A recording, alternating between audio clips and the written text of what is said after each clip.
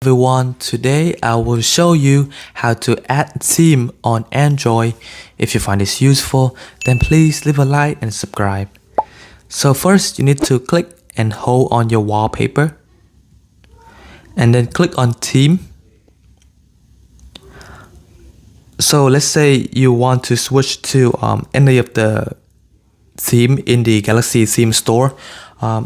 Let's say you want to maybe find like a free theme to choose. Maybe this one.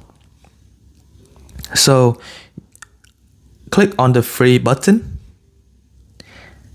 It would download this theme to your phone, and then maybe after the downloading process, it will apply it to your phone, so you would be able to see the theme. So right now it is still downloading.